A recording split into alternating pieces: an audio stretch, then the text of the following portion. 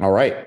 So welcome everybody. We are joined here with John Strand for our first Getting Started in the CIS Controls Mastery course for MSPs. For those that don't know me, I'm Andrew Morgan, founder of Write a Boom. I've had the pleasure over the past 4+ years to work with John Strand, founder of Black Hills Information Security and Anti-Siphon.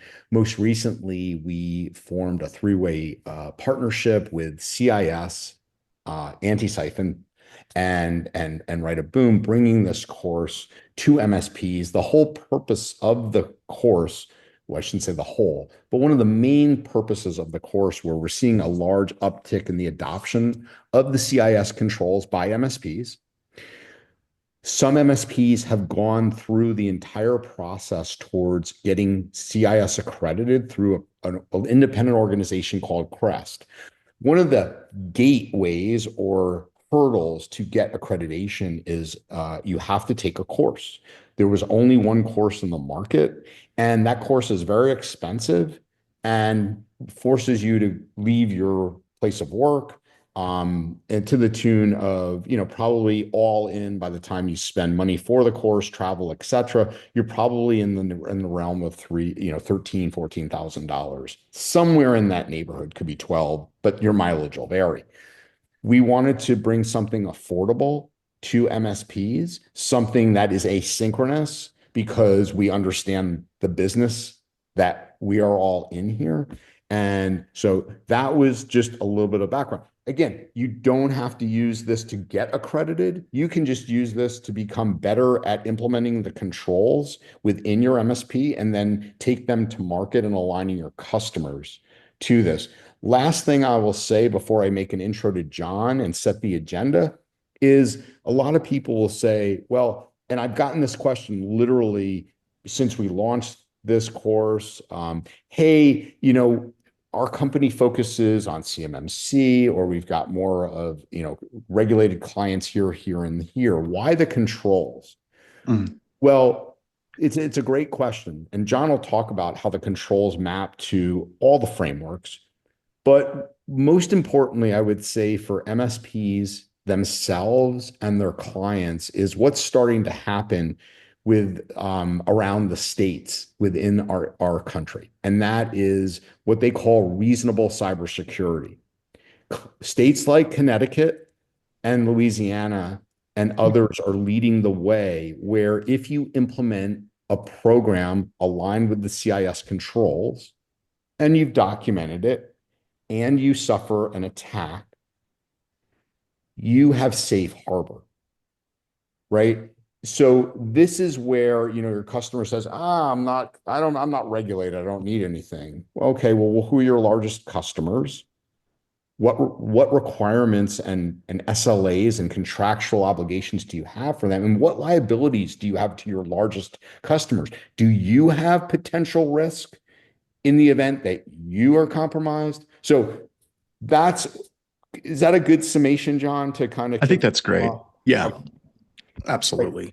So let me let you do your intro. Let me let you give the harbor cruise and talk a little bit about best practices for approaching this course.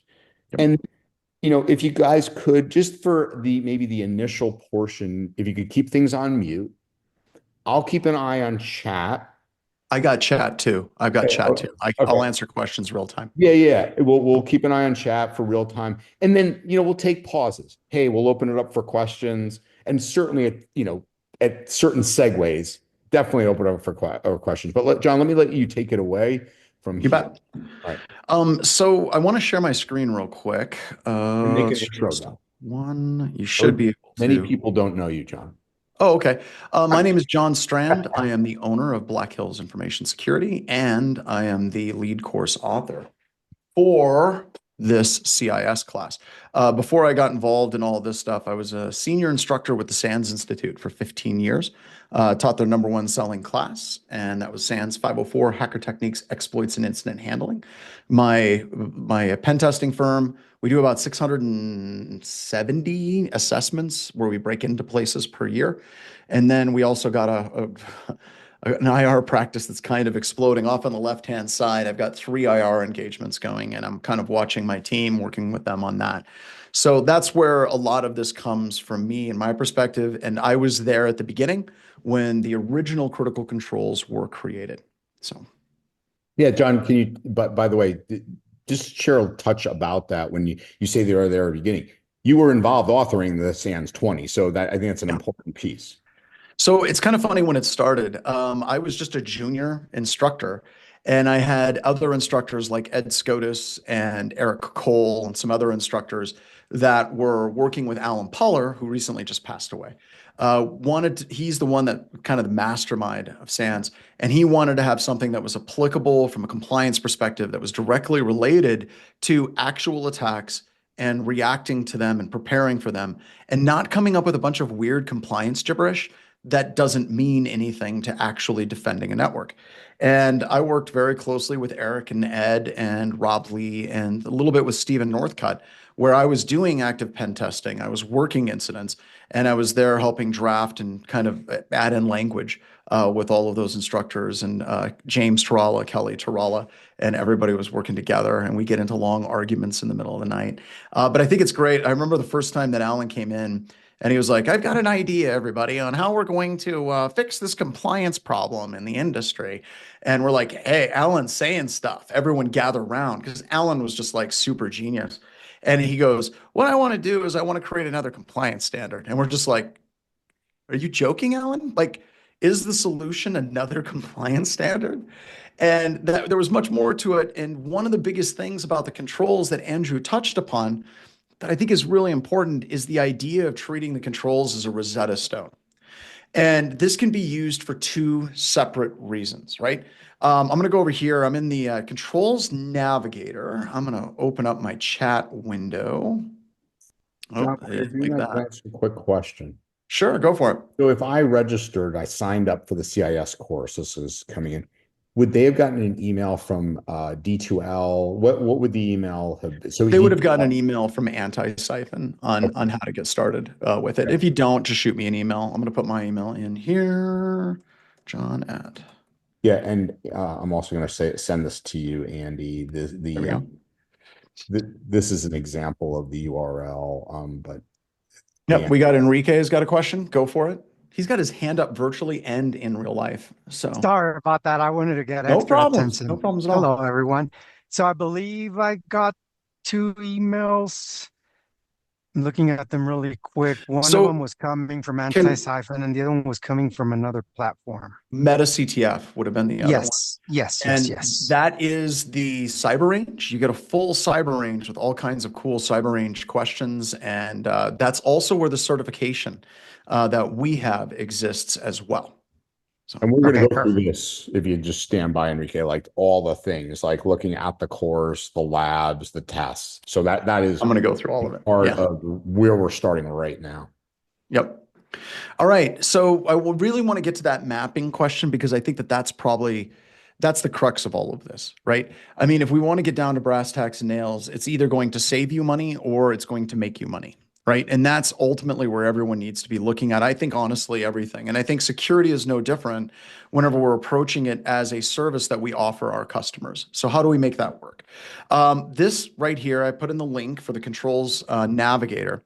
We have this mappings area. I can select that. And Andrew was talking about the cybersecurity maturity model certification. I can select that. And then what happens is I can go inside of the navigator. And then for any of the different requirements for CIS, it's going to show me exactly how implementation of that particular control gets me and my customers compliant with the CMMC. And that exists for a number of these things. So how do you use this as a way to get business and appropriate business? Well, one of the things that this does is it allows you to sell security, whereas you're not just trying to sell it as though something that's cool for you, where you're like, security is important, you should totally do security.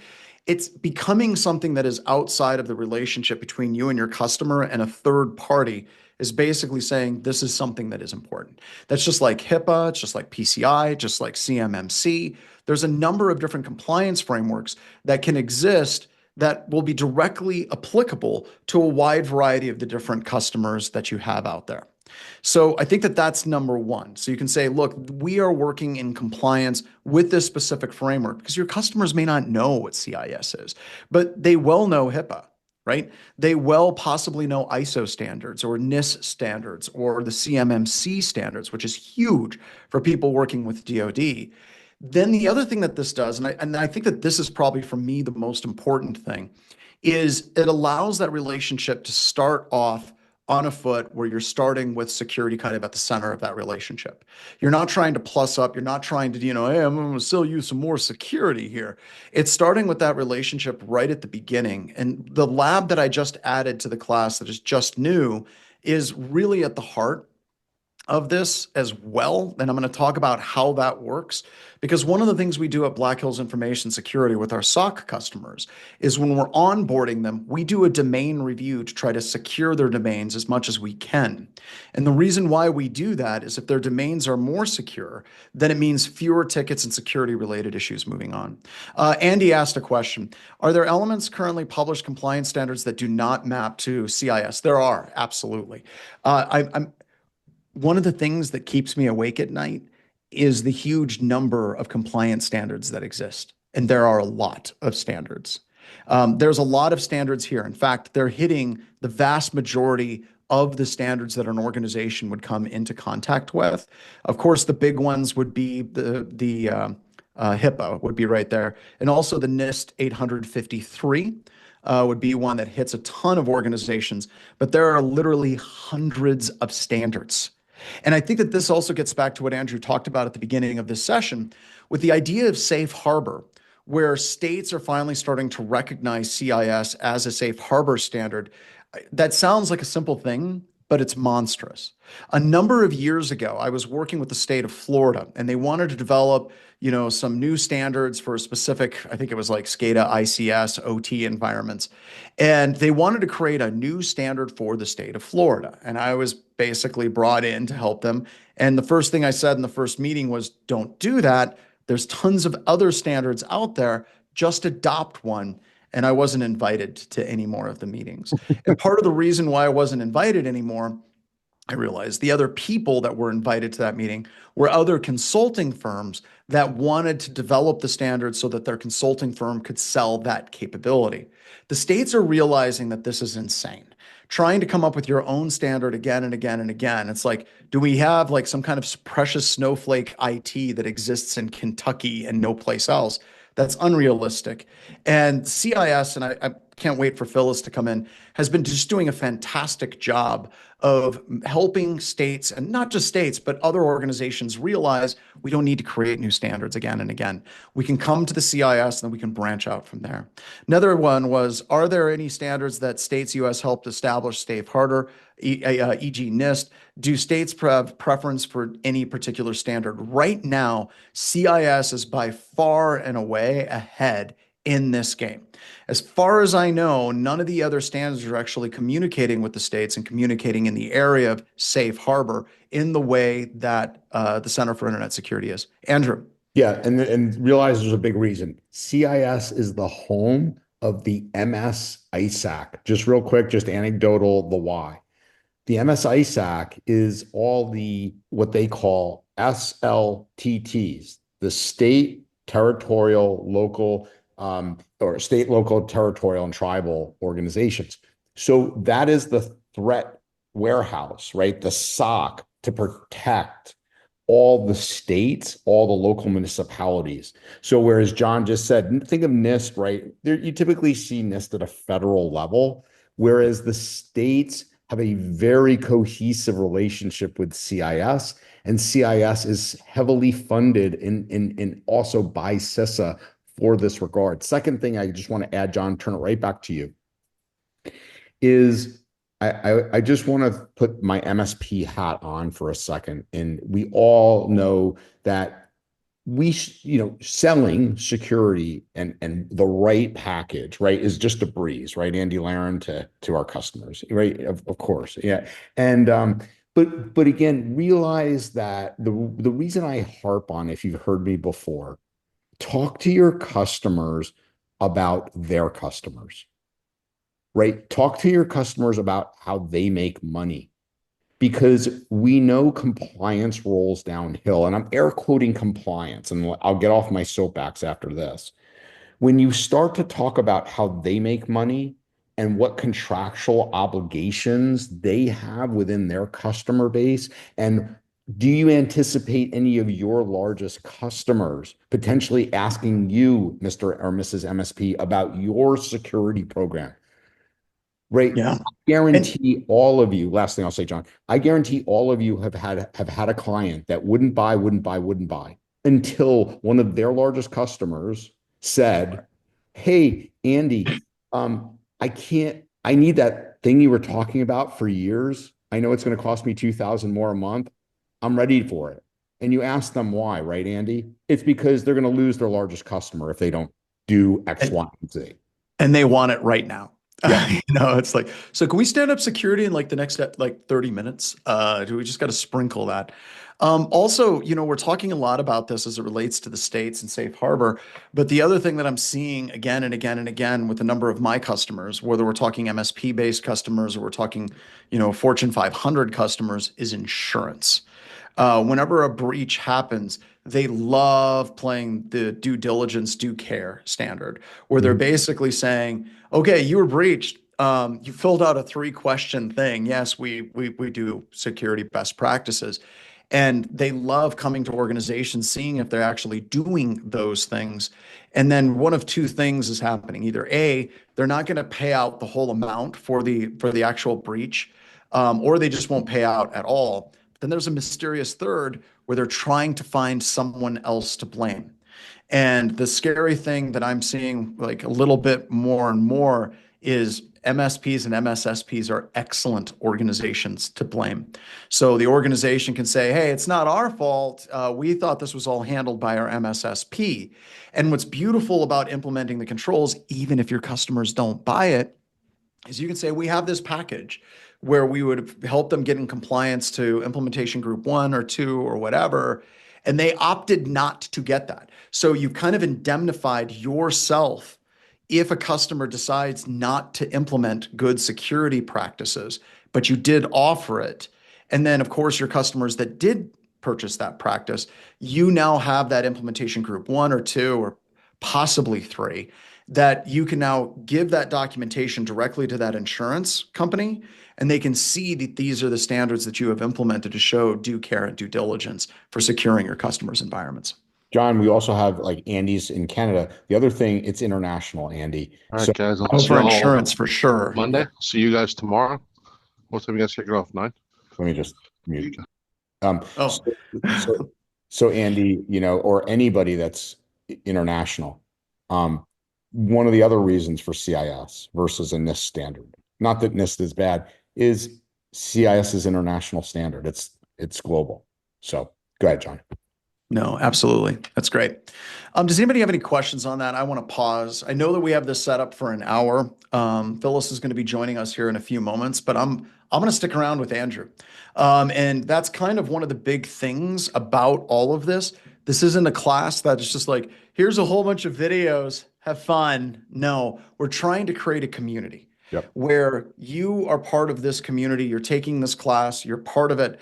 And we get questions like, I don't have time to go through 46 hours of videos. I may have some analysts do that. I may do that, but I need to answer a question right now. And we can help answer those questions. And that's what these forums are for every other week. Go ahead, Andrew. Yeah, Andy, before you ask, John, what I think would be really helpful though, before Phyllis gets here is, can Yeah, you take people through the course just real quick sure. and Yep. talk about best practices? Andy, can that question hold just for a second while we get people on the same page and write it down? And so Sounds we, good. you know, Yep. So this is what the class looks like. And I really want to cover what's over here on the left-hand side, right? When we developed this class, there's a couple of things that got very interesting very quickly. One, we noticed that there was a tremendous amount of overlap between a number of our other classes at Anti-Siphon and the concept of implementing the critical controls in organizations. So you have the critical controls, of course, there's getting started. And then we drop down and you see that we have SOC core skills, getting started with security, and introduction to pen testing. All right. We brought in these other classes because we wanted to provide the maximum amount of possible value that we could for the money that you're putting into this course.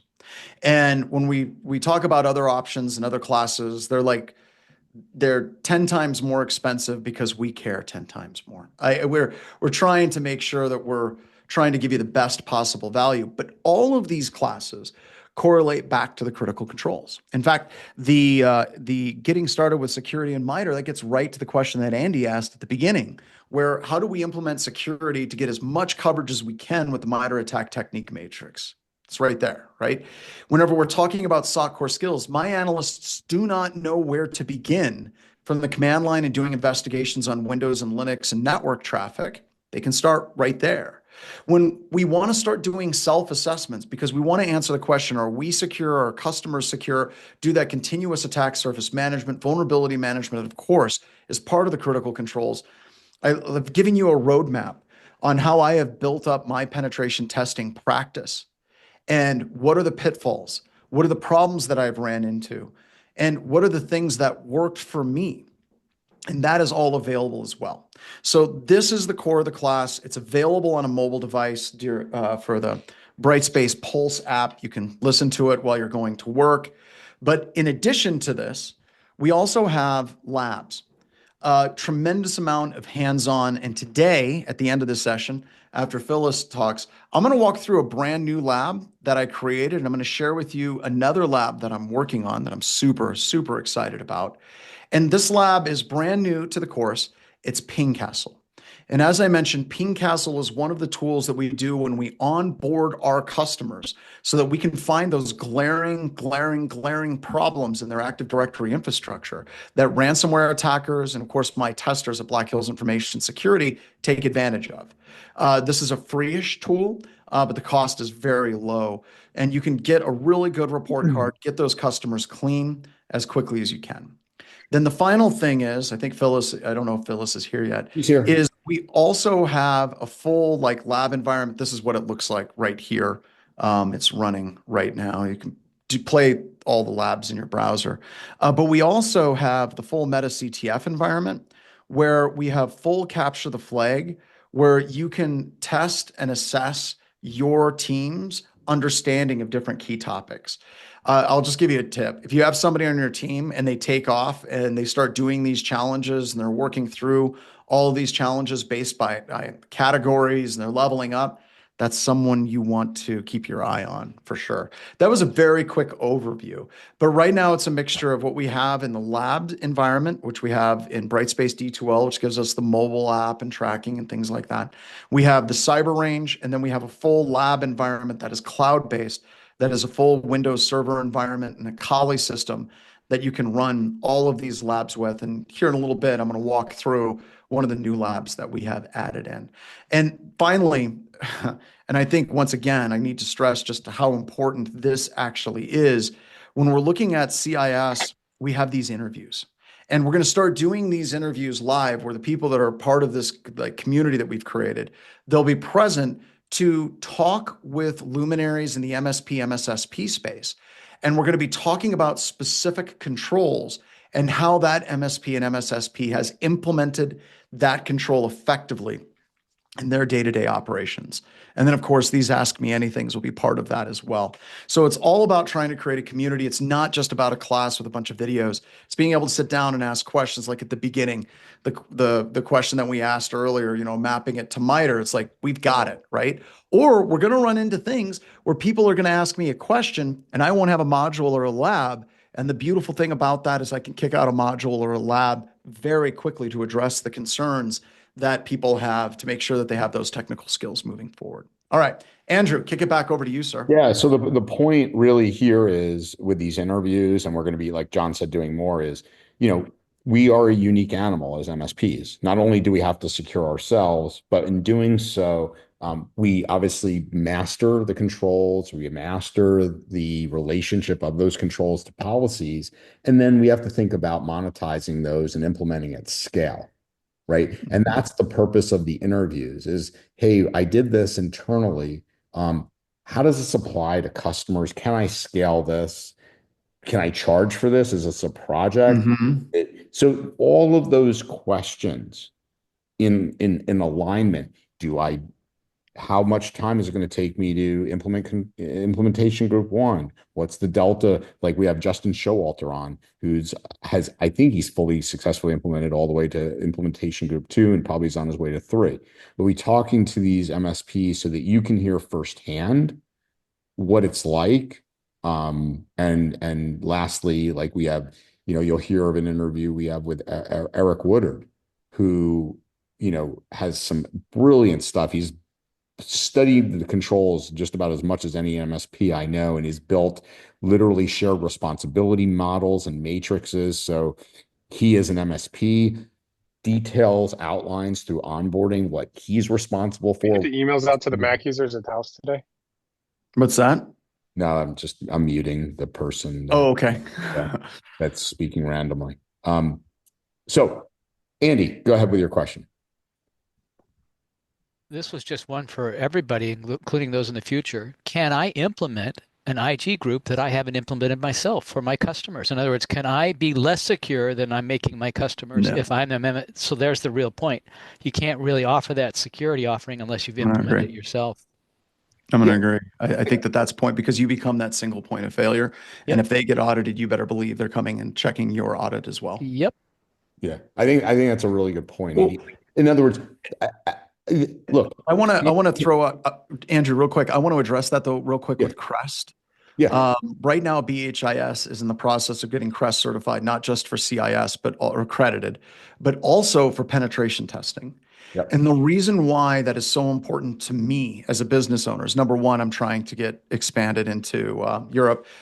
Most of Europe isn't Crest, but UK is definitely all on board, and it's spreading right now into Germany. But the thing I love about Crest is for the pen testing side is they are not just saying, hey, can you kick out a pretty report? They want to know what our policies are, what our procedures are. They want documentation. They want to make sure that we are a secure organization. And we're going through that process right now with them, which I feel bad because I was there at the beginning of Crest whenever they were first starting it up. And I should have just gotten certified back then. But I love that idea, Andy, where it's like, Dr. Hill thyself, you have to be kind of that good hygiene is essential if you're going to try to protect other people as well. yeah. I was just gonna make a comment, and then we'll intro Phyllis. Good idea. I see it, Enrique, but let's There get she is. She is there. All right. Phyllis is here. Andy, I just want to say this. You bring up a good question, right? Can you implement a control? The answer is yes, you can, right? Yes, you can. The challenge is the risk as MSPs that we have today that we didn't have 10 years ago, right? And we've talked a lot about this on the cyber call. 10 years ago, when threat actors really weren't targeting us and to the large degree, the proliferation we're seeing today, and the fact that cyber insurance wasn't really looking to hold people accountable. They would pay out a claim and call it a day. But because now, again, as we say, compliance rolls downhill, risk rolls downhill, someone's going to pay. Insurance companies don't like to pay. And if you're implementing something and your house isn't in order, again, I'm not saying you definitely will be held liable, but that's the point is like, are you implementing without doing it yourself and have command over what you're doing and show due care that you know what you're doing? May I ask a follow-up question then? Yeah. Yeah. And that is the tools that we use to implement these security standards. How do we validate that they're also CIS compliant? Or Dude, it's turtles all the way down. It's turtles all the way down. At some point, what we recommend, and we do talk about this in one of the interviews, we talk about, and I think it's vendor management. Vendor management. Where in the interview, we talk about it. You can get something called a letter of attestation. And there's a couple of things. You can ask for SOC 2 Type 2 compliance from your vendor. And that's just an email from them saying we're SOC 2 Type 2 compliant, because trust me, they're probably going to have to be. And then the other thing is asking for a letter of attestation, which is a letter from their testing organization saying that they have tested this organization and they are operating within an acceptable level of risk. So what that basically does is it shows that you did your due diligence, because you really shouldn't get into, well, I want to see your pen test report. I want to test. No, no, no, no. You want to show that you've done some due diligence, asked some questions, you've gotten some documentation to indemnify yourself. We also had a question that just popped up, Andrew. We had ZB said, I'm Yeah, curious that's what about the awareness and adoption of CIS controls in EMEA and its alignment to NIS2. I haven't seen adoption of NIS2 as much as I have the ISO standards. And when CIS is picking like which standards to cross map to, and they're constantly trying to cross map, as I mentioned, there's just this endless sea of compliance standards. ISO is much, much more heavily used in Europe than we're seeing at the NIS2 level. Now that is changing, but you have to start somewhere, and trust me, ISO is going to be far more accepted. All right, Andrew, sorry. Let's bring on Phyllis. Phyllis, welcome. Thank you. Hey, thanks I for kind of joining. want to respond to the NIS2 question as well. Just so you know, CIS controls are referenced heavily, and they're normative references for many of the documents in ETSI, which is the standards body, kind of like IETF over here, that a lot of the EU regulation points to. And so, we do follow NIS2 and those directives, and that's why we have someone working for us in Etsy. So anyway, go ahead, Andrew. No, but and to your point, right? It was a big reason for the iteration of 8.1 is your, acknowledging changes in frameworks. I mean, if you could just give the quick plug, I had you on the cyber call, Phyllis, and interviewed you, and I said, Phyllis, is 8.1, what drove it? Is there any chance CSF 2.0 drove 8.1, and what was the answer? Yes, 100%, right? So, we have our guiding principles within CIS as to when we write something down on a piece of paper, when we update our controls, and why do we write down what we write down. And one of our guiding principles is to make sure we don't cause confusion in the marketplace when it comes to all these multiples of frameworks, and make sure we're aligned with everybody. And of course, NIST CSF is one of those frameworks that so many organizations in the US align to. And so we changed 8.1 to make sure we included the govern function, which I think is so important. Yeah, great, great. So Phyllis, just to bring you up to speed, and then I'm going to let folks maybe ask you some questions. Sure. We started off setting the stage about the relationship between the three organizations and the launch of the course. Mm-hmm. We spoke about John kind of walking everybody through how to get started. If we have time, we'll talk about maybe some best practices on where to start, but it's obviously, follow. We talked about this is a community. It's not, hey, I signed up, good luck. It's asynchronous, and we hope you do well. We spoke about the fact that reasonable cybersecurity and safe harbor is really one of the most important reasons when you get we're not we're not regulated, or we align more to this framework or that framework. So we spoke to him about the importance for MSPs to implement a program for themselves and their clients for a risk and safe harbor, and showing that they're doing things, and the rapid adoption of states saying, are you doing reasonable cybersecurity? Mm-hmm. And then we spoke about, the fact that many MSPs have asked about becoming accredited on the controls. There was a large entrance barrier in terms of cost in the course, and that was one of the driving factors to give MSPs choice, and hence why this course was born. So I think that's pretty much bringing everybody up to speed. But Phyllis, maybe you could just start off, and then we'll open it up for questions from everybody to CIS themselves. Can you talk a little about what is CREST accreditation, the importance of it, and just get everybody on the fairway about, flying that banner if they get, go all the way through that process. So that'd be Yeah. great. Sure. So the reason why we even decided to have an accreditation program is so often organizations come to us and ask, hey, do you do assessments against the controls? And of course, we do not. We do not have a consulting arm. We're not staffed that way. We're just a small nonprofit. And, we really had no way to kind of vet organizations on how well they could assess other organizations against the controls. Instead, all we could say is, oh, if you have a Secure Suite membership, maybe we can you're allowed, you're not in violation of our licensing. And so there was this tipping point a few years ago where states were really incentivizing many organizations to do this. And in particular, the state of Michigan was doing this. They had something called My Deal where they were incentivizing all state agencies and K-12 to be assessed against controls using CSAT hosted. FFIEC, the banks, they were also choosing controls IG1 as a way to provide best defense against ransomware. And of course, those small banks use small contractors or small consultants. And they're like, we would like a recommendation of who do you think can do these assessments? And again, we had nowhere to go to. We couldn't vet anyone. Additionally, we ourselves aren't set up to accredit organizations, right? And so we looked at CREST. As John says, CREST has been around a while. They're most known for their pen test certifications or accreditations.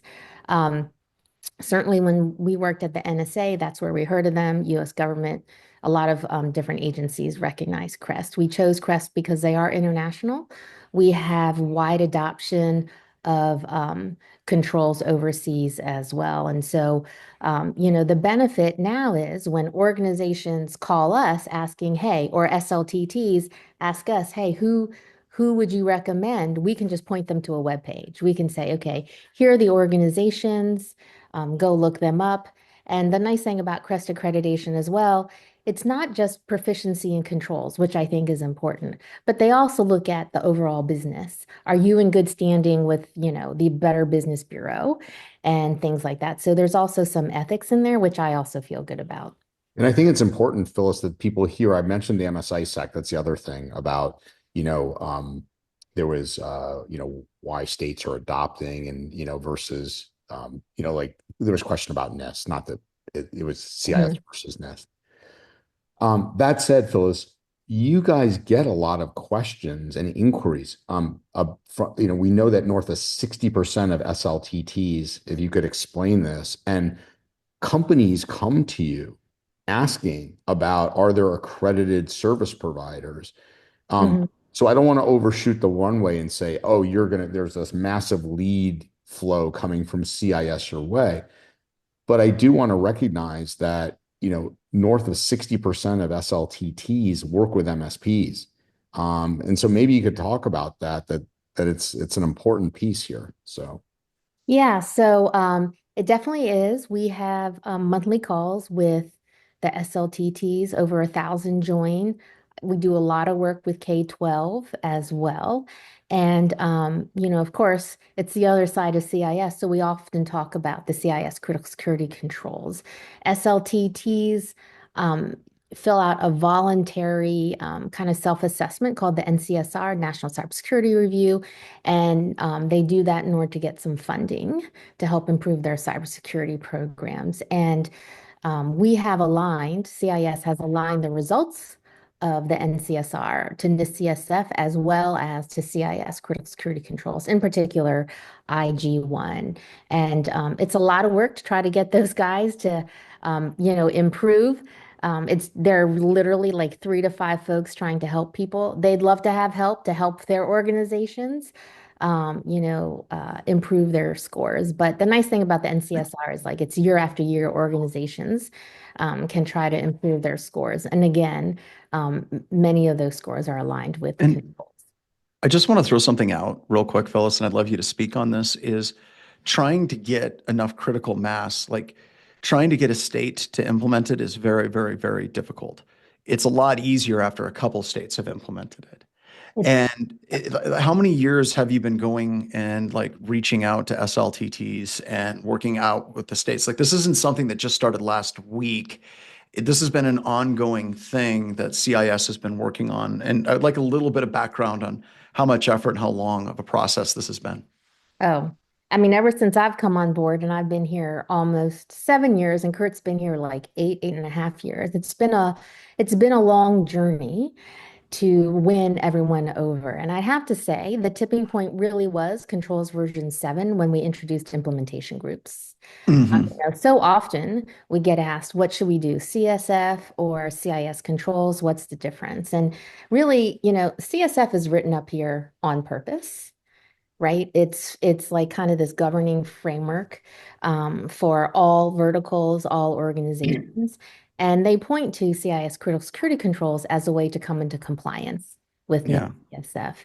And that's why we provide that mapping. And ever since then, we've really been working with states. I'll have to say, like, in particular, state of Nevada reached out to us and they're like, we don't know which one we're going to write in our state policy. Can we talk with you? We talked to them. We talked about implementation groups and they're like, yep, that's the one we're going to go with, right? We're going to go with CIS controls. And And, so it's and that outreach and them outreaching to us as well. Sorry, go And ahead. that was a big shift because up until that point, whenever we were first writing it, we kind of set them up in order of importance, start with one, two, and Yeah. work that way. And I think that once the implementation, and we did it with the best of intentions, right? But Mhm. whenever we look at the reality of organizations that aren't Fortune 500 companies implementing security, they're not going to go through and do inventory of software, then inventory of hardware. Right. They're gonna try to hit this triage, and that's really where the implementation groups, I think, were just a huge quantum leap. Yeah, and as I talked with end organizations, they literally were going in order 1.1, 1.2, 1.3. And I'm like, oh my Yeah. God, you're two Oh, years into this, you haven't gotten to control 11, you haven't done your backups yet. Like what? Like Or, or at that time MFA. it was control 11. So I was like, we gotta change this up. Good, good. All right. So hey, look, we've got John Strand and Phyllis Lee here. Maybe we could just do it by hands. Questions that you all might have for whether it's about specifically CIS, specifically the course. Um, Open it up. You've got two of the best in the world and right at your fingertips here. Yeah, Andy. One question will come up. I'm sure there's going to be questions for me when I'm going through the course content. Is Discord the only way to get answers, or is there another method? Andy, you can shoot an email into Andrew and I too. All I mean, right. we're small enough now. I can't wait till we get to the point where it's like, Totally. look, you guys have got to go to a support thing. But right now, especially the way that we're building this up, you can contact us directly, or you can send an email to support@anti-securitytraining.com, and they'll route it to me, and then I answer it. So absolutely, So and what I'm that's hearing one. is this is really a labor of love for you guys. Oh, it absolutely is. And this gets a little bit, okay, let's get a little bit weird about it. BHIS is fine, right? I'm not necessarily doing this because, oh, I'm going to make so much delicious money on it. I'm doing this because there's a couple of things that I think are bigger than anything I have ever done in my career, right? Like I've broken into tons of organizations and really meeting Andrew and I've known Phyllis for a while and Tony and Kurt and everybody. It's really all about doing something that's impactful for the people that are trying to defend their networks in a way that makes sense. Because at my heart, I'm a hacker. I love technology. I love exploits. I can sit and I can talk about that all day long. But the reality of the situation is that doesn't necessarily make organizations better. Every time there's a technical failing that exists in an organization, there's a policy, process, and procedure failing that preceded it. So with all of this that we're doing, we are desperately trying to take the controls and we're trying to make it so it's applicable and it's in a large number of organizations because we think it's sane. We think it's approachable. We think it's achievable. So yeah, I guess labor of love is a really, really short way to say what I just monologued for the past 2 minutes. So thanks for being more succinct. Yeah, absolutely. Um, Tom, you put in Crest Partner Program options. Is there a question there or just putting it up there for everybody? Sure. Hey guys, as the guy that runs the CREST program with CIS, Oh, thanks. I No. wanted to steer people to the directory so they can quickly access it Oh, if they thanks for want to. coming on, Tom. Much No appreciated. problem. And also, I want to kind of call out CIS for that Crest move. They didn't have to. They could have done it on their own. And the fact that they are willing to share and the fact that they're willing to try to make this international and working with Crest, I think is a huge step forward for this as well. And I think it helps. Like I believe honestly, you're looking at MSPs and MSSPs, that is where the future is going to be. You're going to see a smaller and smaller percentage of organizations trying to run their IT stacks and their security stacks, especially as we start moving more and more to cloud. So having that and having that capability where you can now move international is going to be huge. I mean, when those small organizations come to us, we always say, don't do it yourself, go to your local MSP. Yeah.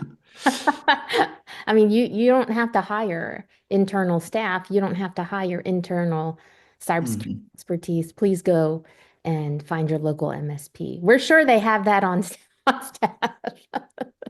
Yeah, absolutely. So, Phyllis, I've got a really great question in chat, and I've got a long answer for it. Talking about FTC, and I said that almost everything for CIS matches over to it. There's one requirement that Cameron brought up, that was risk assessment being a requirement for FTC, and implementation group one does not explicitly require one Mhm. to be in compliance. And I'd love to hear your answer. I have another answer, and I can talk about that later, but I want to hear your answer first. Yeah, sure. So, what we have done is that risk assessment for you, quite honestly. And so we know many small, medium organizations can't do a risk assessment on their own, right? And so what we did is when we created our community defense model, when we looked at all the threats that all organizations, regardless of size, are facing, we determined that, hey, these are the top 5 threats: ransomware, web application hacking, malware, so on and so forth. And then we mapped our CIS safeguards to mitigations as mitigations against those attack techniques. So we created those attack types in MITRE ATT&CK, right? And then, or we actually didn't create them. We got them from many organizations. Yeah. CrowdStrike, MSISAC, so on and so forth. And we mapped safeguards as mitigations to those MITRE ATT&CK techniques and sub-techniques. And that's how we came up with our implementation groups. And that's also what we also took into consideration is, how easy or how hard or the resources necessary to implement those safeguards. So we did that already. It's baked in, and that's how we got IG 1, 2, and 3. Additionally, we have resources such as the CIS risk assessment methodology. So for example, if an organization has implemented IG1 or tried to, and they didn't get 100%, which no one ever does, right? And that's okay. It really is an iterative process. What we have done is simplified risk assessment using the CIS risk assessment methodology, where if you do a self-assessment in CSAT, you can export those results, import them into a spreadsheet, a CIS RAM IG1 spreadsheet, and that kind of automates a risk assessment for you. You do have to answer a handful of questions, which are like, what is, my business mission? Risk to myself, risk to others, which you should take into consideration for your risk assessment. What's a catastrophic risk? What's you actually could accept or absorb? And you answer a handful of questions, and it fills out this spreadsheet for you, like what's your risk tolerance? And then at the end, you get your prioritization. And so that's another resource that you can use. And it's free, right? And so I encourage you all to look at that as well. Awesome. That it's hard to follow that. So another way to look at it, and that's 100% correct. Like anytime you're doing a risk assessment, it's associated with a framework. CIS can be that framework. And the other way to look at a risk assessment is, what is risk? At its core, it's threat times vulnerability. Where do threats have the ability to interact with vulnerabilities within your organizations?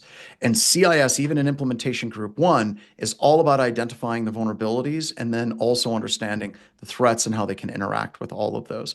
And CIS has lots and lots of tools that help you do that self-assessment, and that can qualify. You can also bring in third-party companies to do that CIS or validating your CIS as well. The final thing is, going back to Crest Crest is doing a big part of that too, not just having you take a multiple choice test, but also validating the business practices and the overall risk for your organization as well.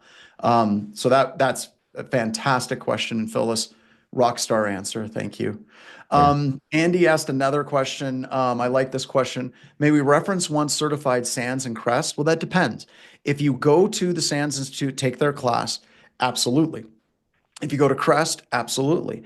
Anti-Siphon has its own certification, multiple choice test question with some write-ups that's kind of working as that step up into Crest that you can absolutely put that on your website as well. Oh man, they We're got the questions. alternative, Andy, versus you spending, like I said, $10,000 to $12,000. And we've updated our website to say you can take the anti-siphon training Yeah. So or SANS. or the SAMs. Right. Let's see. Is there a roadmap to get CIS accredited with BIJ? I hereby accredit CIS. No, I think they mean the other way around. Yeah. We pay our membership to CIS. We are part of the CIS family for sure. Yes. But as far as Crest, once we started doing that, that is a long process. And we are in the process of getting accredited with Crest. And I'm kind of excited about that because I just opened up a new office in Germany. And we have had an office in Poland for a while, but we now have an official like business license in Poland. So that Crest CIS is going to be huge for us moving forward in the EU. Awesome. All right, we got a few, basically we're at the top of the hour. Any final questions for session one before we wrap it up today? I do have something cool to share, but that's okay. Oh yeah, share away. Oh yeah, the one for lab. Yeah, I just wanted to talk about it. I just added kind of two-ish new labs. Ping Castle has been added. It's a full step-by-step instruction for Ping Castle. As I said, this is something that every one of you should be running in every one of your customers to assess the overall Active Directory risk for your customers, because ultimately that risk is your risk. And it has an amazing capability to show you where that risk analysis is in trust relationships, users with passwords that don't expire, insecure, certificate abuse vulnerabilities. It's awesome. Please check that out. And somebody asked about the next session. I'm going to let Andrew answer the when, but I'm going to say what we're going to cover. The next thing that we're going to cover is I got wireless labs and Plumhound. So I'm adding in additional labs every time we do these sessions. We're going to do an interview. We're going to do Ask Me Anything. And I'm going to be adding more labs for students to do because this is meant to be a living, breathing, and growing course. So, all right, I'm done. That's what really I love about this class and sets it apart from really other training, just in general, is that John is bringing real world threats to it, constantly updating it, and you get that hands-on experience. So often, I think folks take training for 1 week and perhaps lose momentum, get back to their home jobs, and then they're like off to the races supporting everybody again. And so it's nice that in this class that you've got that hands-on that you can kind of take that back right away and just be like, okay, because it's self-paced. This is something that I can do. And then you have the Discord channel that you can ask your peers. Yeah, awesome. And if you didn't get access to Discord, please shoot an email into support. We'll get you into that channel. We've got to invite you into that channel, and we wanted to keep that channel private. But you also have access to the overall BHIS community Discord, which is 47,000 active users. So you can ask CIS specific questions with your individual group. Boy, if you got something like hey, everybody, what do you think of vendor X? They will tell you. It is heavily, heavily moderated to keep it on information security based topics. We don't, and also cat picks. There's a lot of cat picks. But we try to make sure that we're staying away from some inflammatory topics where people start flaming each other. We try to stay on task. So John, just a few closing things. How do people get in the Discord server? I'm putting in my email right now, john@blackhillsinfosec.com. For those of you that have already signed up for the course, we'll make sure that we get that link out to you for that particular Discord room, server, whatever. And then I'm going to put my email. If you're interested in the course, we are extending the 350 off offer. We had it right at boom. We've also added a monthly option that is not get the discount. But if you're interested, you can send me an email. We're extending it through, I think it's next Wednesday. And then I'll check with John and Phyllis, but ideally 2 weeks from today. And this is going to be an ongoing thing. We'll shoot for bringing on an MSP next time. We'll do a live interview with that MSP about how they're implementing a control. We'll probably start, I know Cameron's on, we'll probably start with, see if Eric Woodard can come on because he's so much fun and such a master of them and embrace Hold them. on to your hats. Yeah. All right. Enrique, one time for what I need to run. One last question. So just when I signed up, did I have to put a code in for the discount or was it automatic with the link you shared? There should have been a code. There should be a code. We can work with you, Enrique. Okay. Get it. Yep. Perfect. Thank you guys. Have a great weekend. Hey, thank you all for taking time out of your Friday here. We all greatly appreciate it. Thank you. Thanks. My email is, oh, did I not? It should Oh, be you up. got it in there. It's It's there. in I there. saw it. Yeah, Adam, just look up a little. Andrew at Write a Boom. Do you see it? Got it. Okay. Everybody have an awesome weekend. Take See ya. care. Thanks for joining. Thank you. Thanks.